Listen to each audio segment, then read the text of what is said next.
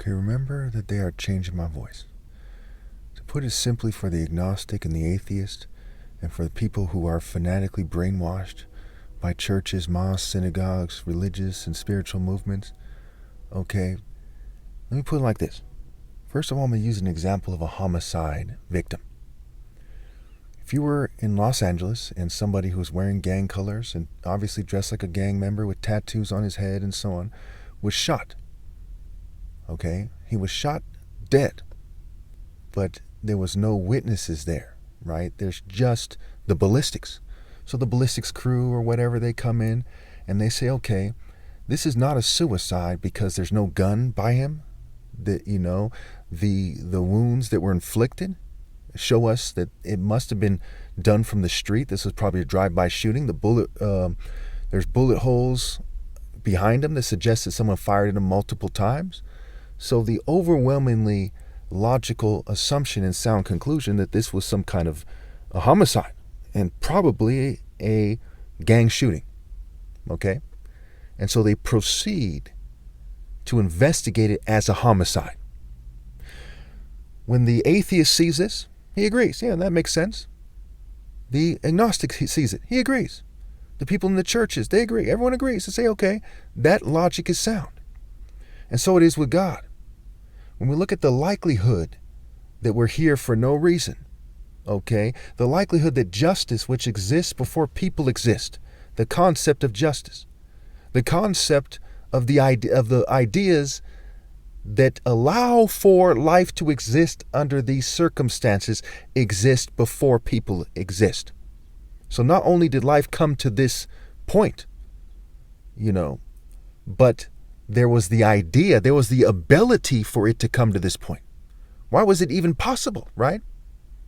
As we look at it and we say, this is very deliberate. Look at the horns on animals' heads.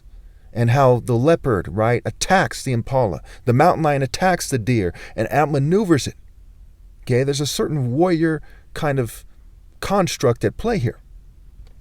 And we look at it. We look at how people are able to find food and to not die of food poisoning and that people are still around. And we look at the details here. Why is a flower beautiful? Why is sunrise? How is the sun still burning? How did it come to this exact state? It's implicit in the design. It's implicit in how life interacts. It's implicit in the exact circumstances of the situation, to the best of anyone's knowledge, of planets in orbit around the sun and what the sun is to the best of our understanding, etc. It's implicit that there's a God. You see, I don't have to prove definitively, scientifically, that there's a God. I've said this before. I just have to prove that it's the logical assumption to the scientist, to the agnostic, even to the atheist, if he wants to be honest, that there's a God. Because to say that you don't think that there's a God is like saying that you think that this is an accident. Like Ben Carson said, like a fully loaded 747 made itself on its own. And that is crazy. The burden of proof is on someone who says that this is something that occurred on accident or on coincidence or just by chance. Not on the person who says this is by design, for the same reason that the burden of proof is on someone who would say, hey, that's not a homicide. What are you basing that on? You just don't like the implications of a homicide investigation? What, are you guilty or something, right? So the burden of proof is on them. And so it is with me being set apart by God to be the true leader, the best leader that ever will be.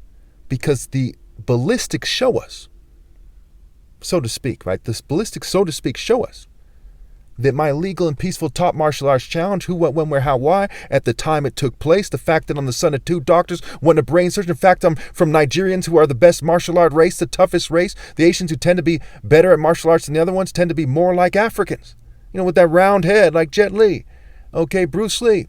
They have a sort of a black guy's body in an Asian person or something. Okay? We look at this thing, we look at the breadcrumbs, we look at the evidence, we analyze it carefully, and we see that my argument about being the most righteous person ever is sound. It's logical. It's sound. It's a rational argument. It's the overwhelmingly sound conclusion. Okay? Now, if you were someone who is the most ideal person ever possible because of sound logic, okay, and you derive pride from that, would you then be a villain? No. Would you then make a different argument? No. Would you give up your life work and sell out? No. I'm 42 years old. In a couple months, I'll be 43 years old. Why on earth would I give that up now? The best years of my life are gone. I consider them 19 to 29. Those are long gone. I've been betrayed by humanity. Why would I try to find my life in the world that has a knife in my back? They put a knife in my back, rather. So we can ascertain that righteousness in its best is in the top martial arts, not a nerd, not an artist, not a scatterbrained person, not a jock, an emo, a rocker, a thug with no higher cause, in the top martial artist.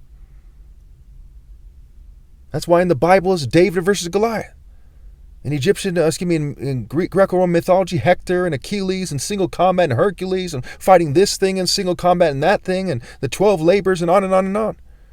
Because it's been established that to the human being, the top warrior is going to be a top martial artist because I can outmaneuver some brute in no time flat, cut him open. Imagine a guy 7 feet tall, all muscle, can lift 2,000 pounds. Okay? But he's got lifting muscles. I'm faster than he is. I'm smarter than he is. I'll outmaneuver him. I'll jump up and slice his throat open. And he's going to be leaking out like the worst rain you've ever seen, like the biggest downpour you've ever seen anywhere. Just leaking. He passes out from blood loss, done. He's in too much pain. His big arms aren't going to do anything. So the overwhelmingly logical assumption is the brute isn't the top martial artist. The wisest and smartest, the best of us is, and that's me. And I've been making this argument for years. And they have no viable counter-argument. All the martial arts styles you can imagine, they're silent. They're silent for two reasons. One, they know I'm right. And two, out of sheer respect for the top martial artist ever possible. If you don't know that I'm right by the end of this video, there's something seriously wrong with you. Seriously.